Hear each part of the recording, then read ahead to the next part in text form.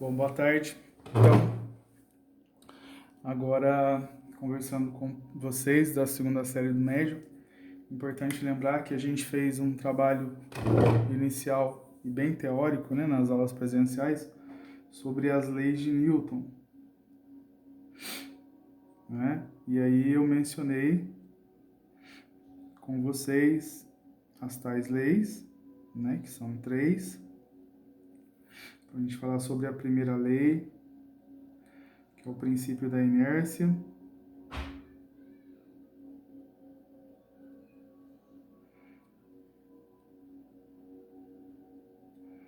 Né? Comentei também a respeito da segunda lei, que é o princípio fundamental da dinâmica.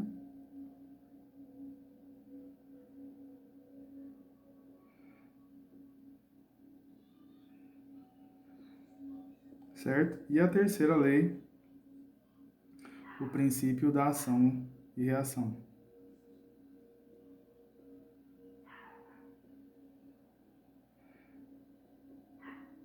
Certo? Então essas três leis foram bem anunciadas por nós, conversamos um pouco e ainda na proposta da segunda lei, o princípio fundamental da dinâmica, a gente descobriu a presença da equação base, força resultante, igual a massa vezes a aceleração. E na avaliação dessa força, ainda se tratando das características das mesmas, principalmente as forças de campo, a gente definiu bem que a força de campo, a força peso, massa vezes gravidade, onde G, né, dado pela ordem 10, né, 10 metros por segundo ao quadrado. Bom, e das forças, né, que a gente conheceu, a gente comentou em aula também, a gente pode falar, em princípio, da força de atrito, né, a força de atrito Φ, que é dada por uma equação μ vezes normal, né? Mas de fato é interessante comentar, ainda nessa aula, a respeito de todas elas, né, que estão presentes nessa proposta aqui. Então, falando em primeiro lugar da força de atrito, ela vai aparecer de duas maneiras básicas, a força de atrito estático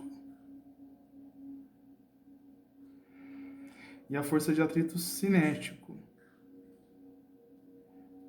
né? De onde eu vou me recordar, em aula também presencial com vocês, a força de atrito estático envolve aquela força ainda antes de qualquer objeto em contato com a superfície se mover. E a força de atrito cinético, ela envolve a força de contato com qualquer objeto já se movendo, né? Então, se eu quisesse exemplificar numa figura,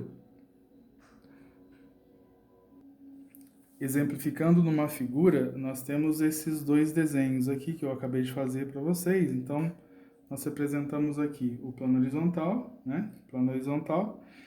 Esse objeto aqui, ele é posto para se deslizar, né? Para deslizar na superfície horizontal aqui avaliada. É uma figura primeira. Se aqui eu tiver uma força F, então, imaginemos que nessa região aqui eu tenho uma força F, gente. Ó, essa força F ela vai ser capaz de deslocar esse objeto. E mais, sendo deslocado por essa força F, vai haver a presença da força de atrito, né? O Φ aqui, ó.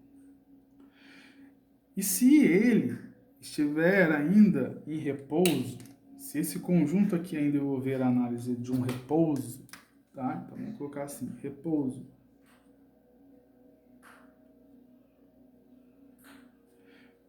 Eu digo então que essa força de atrito, ela é uma força de atrito estático, né? Aplicada uma força F, a força de atrito atuante, e o objeto ainda sem se mexer, força de atrito estático. Agora, se não houver repouso, professor, e se houver movimento? Tá? Então, imagine que nessa segunda figura eu aplique uma força F tal que avaliará a presença de uma força de atrito, tá? Se ele não for desprezado, claro, a gente está falando dele. E se houver o movimento,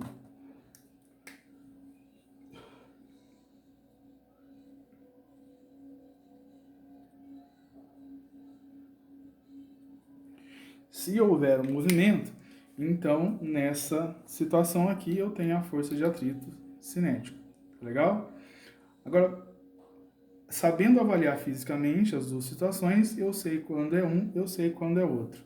Joia? E aí agora eu vou só explanar rapidamente quanto ao estático e cinético, as diferenças básicas para a gente fazer a aplicação com exercício, tá bem? Então, agora falando sobre a força de atrito estático, né, rapidamente, lembro que se é estático não há movimento. Comento a presença, então, no arraste de um objeto aqui, ó, né? Imagina que eu faço a ação de uma força F aqui, vai aparecer, então, um atrito no contato aqui, ó, por conta da superfície horizontal.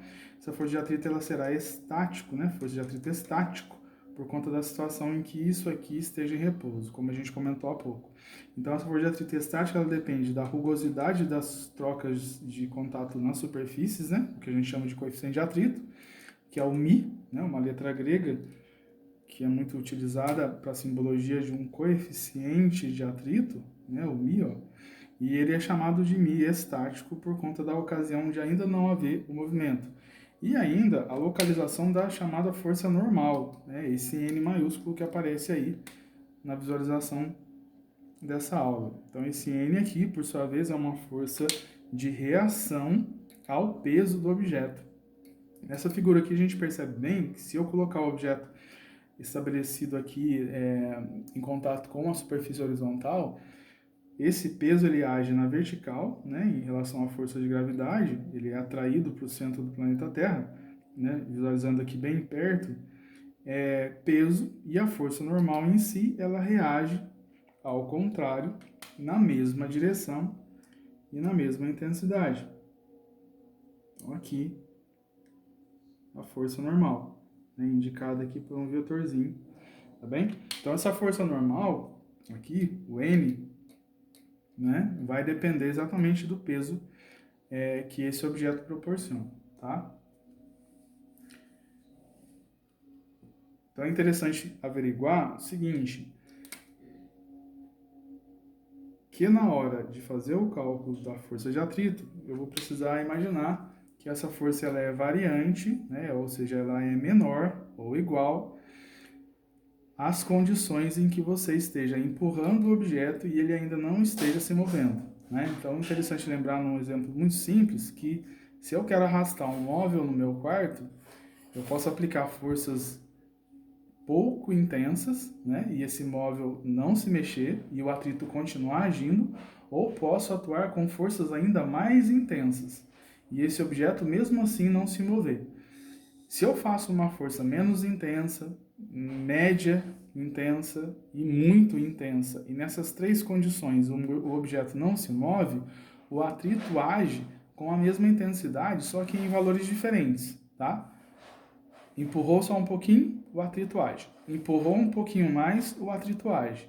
Empurrou um pouco ainda mais, o atrito ainda age, e se nas três condições o objeto não se mover, força de atrito estático.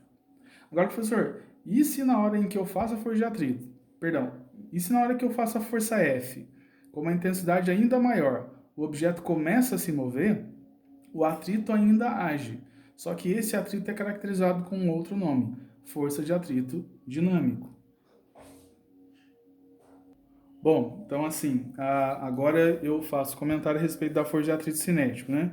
Estão percebendo aqui que agora eu troquei, né, a denominação cinético, ou também força de atrito dinâmico, tanto faz, tá? E eu coloquei a condição inicial aqui de um bloco sendo empurrado por uma força F resultante, né, força resultante, e aqui a força de atrito atuante de forma contrária. Aqui o desenho parece um pouco mais claro, né? E a ideia é pensar que a força de atrito cinético ou força de atrito dinâmico depende de novamente o peso, tá? Dele que está aqui, ó. Então vocês podem observar a presença do peso aqui, né? E contrário ao peso, você nota a presença da força normal, novamente.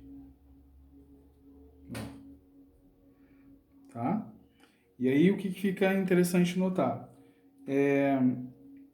Essa força normal, ela vai fazer parte para o cálculo da força de atrito, tá? Aqui, ó, nessa ocasião, essa força normal está aqui e ela vem a ser igual ao valor do peso, tá bem? Tá aqui a força de atrito em verdinho, na verdade a relação é essa. E a força resultante aqui, claro, dependente do exercício, ele vai fornecer. Importante lembrar, aqui a força é igual. Eu não uso o símbolo da diferença e igualdade juntas, né? Ou seja, na forma do força de atrito estático, eu usei o Mi vezes normal igual a força de atrito estático menor ou igual. Agora, na força de atrito cinético ou dinâmico, também assim chamada, eu uso a igualdade direto. Agora, por que, professor, que nesse aqui é igual e no outro é menor ou igual? No outro caso, força de atrito dinâmico, no outro caso, na força de atrito estático, é menor ou igual porque eu tenho valores de força de atrito, conforme eu empurro um objeto pela horizontal. Agora, no caso da força de atrito cinético, esse objeto aqui ele já se encontra em movimento, ele já se move. Já se movendo, né, atrito cinético, essa força de atrito aqui, cinético, ela continua sempre em mesmo valor, dependente da velocidade que ele desenvolve. Né? E claro, vou avaliar que o corpo vai acelerar, senhor, né? Ou ainda vou avaliar também, gente, que o corpo ele vai entrar em movimento uniforme. Então eu tenho duas condições para fazer a avaliação de força de atrito cinético: com o corpo acelerando ou ainda com o corpo em velocidade constante. Nesses dois casos, eu trabalho normalmente, né, com a física do ensino médio e não trago tanta relevância ao movimento acelerado ou movimento uniforme, tá? Isso ficaria para um outro grau de estudo. Agora, tendo em vista a aplicação desses conceitos, né, de força de atrito cinética e estática, a gente consegue retrabalhar exercícios que já foram feitos inicialmente em sala de aula. Então, para a segunda série do ensino médio, nesse momento, nesse período da quarentena, eu vou trabalhar de força de atrito, força e lei de Newton para frente. Então, a gente vai aplicar exercícios, né? Eu vou resolver alguns aqui por essa aula e aí também entregar lista de exercício aos representantes do segundo A e do segundo B, tá bem? E aí vocês aguardem as novas notícias através dos seus representantes de sala apenas para que eu possa dar conta, né, em termos de informações aí para os alunos.